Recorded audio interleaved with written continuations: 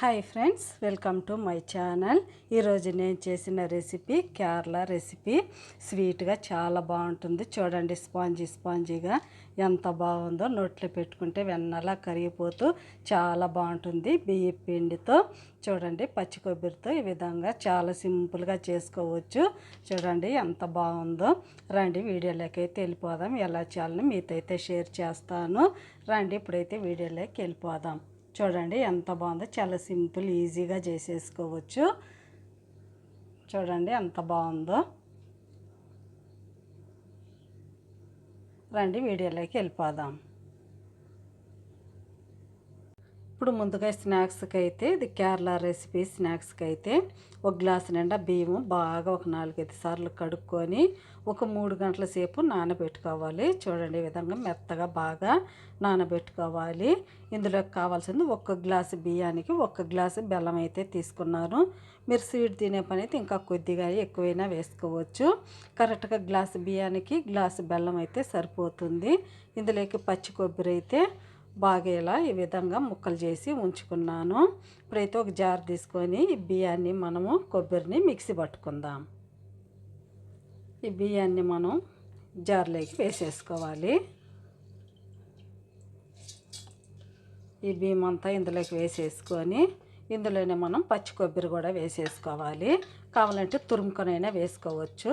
నేనైతే ముక్కలుగా కట్ చేసుకొని వేసేసాను. చూడండి అంతా అయితే వేసేసాను. ఇప్పుడైతే మనం మిక్సీ పట్టేసుకుందాం. కొద్దిగా వాటర్ వేసుకోవాలి, ఎక్కువ వేసుకోకూడదు. కొద్దిగా వేసుకొని తిక్కుగా మనం మిక్సీ పట్టుకోవాలి పిండిని. చూడండి మిక్సీ అయితే పట్టేసాను. ఈ విధంగా స్మూత్గా ఉండాలి, మెత్తగా ఉండాలి, గరుగ్గా ఉండకూడదు. బియ్యంగా చూడండి మెత్తగా ఎంత బాగుందో. తిక్కుగా ఇలా ఉండాలి. ఇప్పుడు ఈ మిక్సీ పట్టుకున్న పిండిని ఒక బౌల్లోకి అయితే తీసేసుకుందాం. ఈ బౌల్లోకి తీసేసుకుందాము.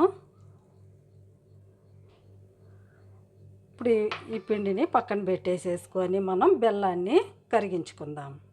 ఇప్పుడు స్టవ్ వెలిగించుకొని ఒక చిన్న గిన్నె అయితే పెట్టేశాను. ఈ బెల్లాన్ని మనం ఇందులో వేసేసుకొని కొద్దిగా నీళ్లు వేసుకొని కరిగించుకోవాలి. చూడండి చిన్న గ్లాసు ఒక 1/2 గ్లాస్ వేసాను. ఎక్కువ కనుక వేస్తే మళ్ళా పిండి చాలా జారుడుగా అయిపోతుంది. ఈ విధంగా వేసుకొని బాగా అయితే కరిగించుకుందాం. చూడండి ఇప్పుడైతే కరగడం స్టార్ట్ అయింది. మనకు పాకం అయితే ఏం అవసరం లేదు, బెల్లం కరిగితే సరిపోతుంది. చూడండి ఇప్పుడే కరగడం స్టార్ట్ అయింది. కరిగించుకుందాం బాగా. చూడండి ఇక్కడ చూపించిన విధంగా బెల్లం ఈ విధంగా కరిగితే సరిపోతుంది.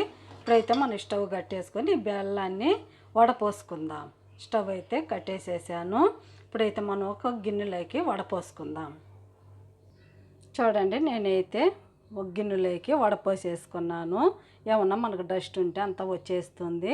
ఇప్పుడు మనం ఈ బెల్లం అన్నీ మనము పిండిలో అయితే కలుపుకుందాం. ఇప్పుడు ఈ కరిగించుకున్న బెల్లాన్ని ఇందులోకి వేసేసుకోవాలి పిండిలోకి. చూడండి అంతా వేసేసాను. కొద్దిగా అయితే ఉంచాను. ఇప్పుడు ఇందులోకి మనం కొద్దిగా వంట సోడా వేసుకుందాం. కొద్దిగా వంట సోడా వేయడం వల్ల పొంగుతూ మనకు బన్నులాగా వస్తుంది. కొద్దిగా వేసుకున్నాను. ఇందులోనే కొద్దిగా అంతా సాల్ట్ కూడా వేసుకోవాలి, చాలా కొద్దిగా వేసుకోవాలి. ఇప్పుడు ఇందులోనే కొద్దిగా యాలకుల పొడి వేసుకోవాలి. వేసుకొని అంతా ఒకసారి కలిసే వరకు కలిపేసేసుకుందాం. చూడండి బెల్లం అంతా బాగా కలిసే వరకు ఈ విధంగా కలిపేసేసాను. ఈ విధంగా అయితే ఉండాలి. ఇప్పుడైతే ఈ పిండిని మనం పక్కన ఉంచుకొని కొద్దిగా నెయ్యి కావాలి మనకి. నెయ్యితో కాల్చుకుంటే బాగుంటుంది. నేను ఇంకొద్దిగా కొబ్బరి అయితే ఈ విధంగా ముక్కలు అయితే చేసి ఉంచుకున్నాను. ఇప్పుడు నెయ్యితో కొద్దిగా కొబ్బరి అయితే ఫ్రై చేసుకుందాం. ఇప్పుడు స్టవ్ వెలిగించుకొని ఒక చిన్న పెనం పెట్టుకున్నాను. ఆ పెనంలో అయితే మనం కొద్దిగా 1 స్పూన్ అంతా నెయ్యి వేసుకొని ఈ పచ్చి కొబ్బరిని కొద్దిగా ఫ్రై చేసుకుందాం. ఈ పచ్చి కొబ్బరి అంతా ఇందులో వేసేసుకోవాలి. వేసేసుకొని బాగా కొద్దిగా కలర్ వచ్చే వరకు ఫ్రై చేసుకుందాం.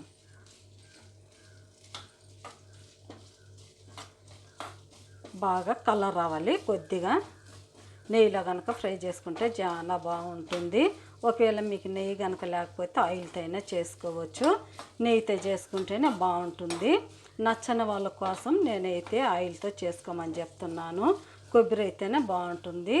బాగా అయితే మంచి కలర్ వచ్చే వరకు ఫ్రై చేసుకుందాం. చూడండి, ఇక్కడ చూపించిన విధంగా కొద్దిగా బ్రౌన్ కలర్ వస్తే సరిపోతుంది. ఇప్పుడు ఒక బౌల్లోకి ఈ ఫ్రై చేసుకున్న కొబ్బరిని తీసేసుకుందాం. చూడండి, కొబ్బరి అయితే తీసేసాను కదా, ఇందులో ఇంకా కొద్దిగా నెయ్యి అయితే ఉండిపోయింది. మళ్ళీ స్టవ్ వెలిగించుకొని ఇదే ఉంచుకున్నాను. కావాలంటే మనం ఇంకొక పెనం కూడా పెట్టుకోవచ్చు. ఇదైతే గుంటగా బాగా వస్తుందని నేను ఇది పెట్టుకున్నాను. ఇప్పుడైతే బాగా వేడి అవ్వాలి. పెనం కొద్దిగా వేడి చేసుకొని ఇందులోనే మనం వేసేసుకుందాం పిండిని. పెనం కూడా బాగా హీట్ అవుతుంది. ఇప్పుడు మనం ఒక పెద్ద గంట పెట్టుకొని ఈ గంట నిండా అయితే వేసుకుందాం. పెనం కూడా వేడెక్కిపోయింది. నేను కొబ్బరి ఫ్రై చేశాను కదా, అదే పెనం అయితే పెట్టేసేసాను. ఇంకొద్దిగా నెయ్యి వేసుకొని ఇప్పుడు ఇందులో మనం రుబ్బి పెట్టుకున్న పిండిని వేసేసుకుందాం. ఒక్కొక్క గంటే వేసుకోవాలి, పిండిని ఎక్కువ అయితే వేసుకోకూడదు. చూడండి, పెద్ద గంట వేసుకొని ఈ విధంగా వేసేసుకోవాలి. ఇప్పుడు మనం దీనిపైనే ఫ్రై చేసుకున్న కొబ్బరిని కూడా వేసేసుకోవాలి.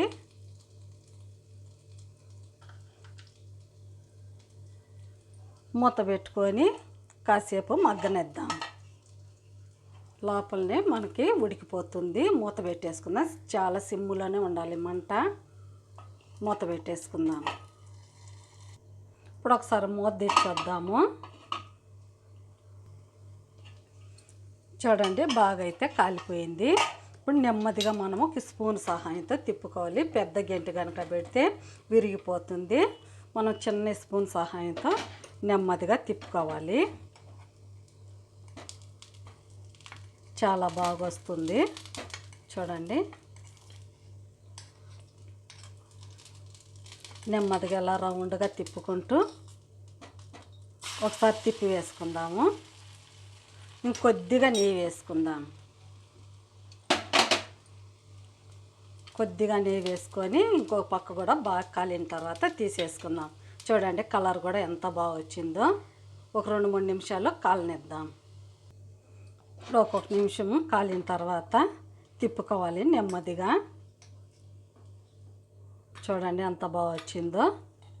అంతే, అన్నీ ఇదే విధంగా కాల్చుకోవాలి. ఇప్పుడు ఒక ప్లేట్లోకి అయితే తీసేసుకుందాము. చూడండి ఎంత బాగా వచ్చిందో. ఒక ప్లేట్లోకి తీసుకొని అన్నీ ఇదే విధంగా కాల్చుకోవాలి. తీసేసి ఇంకోటి కూడా వేసుకుంటున్నాను. కొద్దిగా నెయ్యి వేసుకున్నాను. సేమ్ ఇలాగే వేసుకోవాలి. మంటను మాత్రం తక్కువలోనే పెట్టుకోవాలి. చాలా బాగుంటుంది. బాగా మనకు బన్నులాగా వస్తుంది, స్పాంజీగా. ఇది కూడా బాగా ఇదే విధంగా కాల్చుకోవాలి. కాలనిద్దాం సేమ్. చూడండి, అన్నీ అయితే కాల్ చేశాను. చాలా బాగా వచ్చింది. స్పాంజీగా స్వీట్గా మధ్యలో కొబ్బరి తగులుతూ చాలా బాగుంటుంది. నోట్లో పెట్టుకుంటే వెన్నలా కరిగిపోతూ ఎంత బాగుందో చూడండి. ప్లీజ్ మీకు కనుక నచ్చితే నా ఛానల్ని సబ్స్క్రైబ్ చేయండి, సపోర్ట్ చేయండి, ఇతరులకు షేర్ చేయండి. మీకు ఎలా అనిపించిందో నాకైతే కామెంట్లో తెలపండి. బాయ్.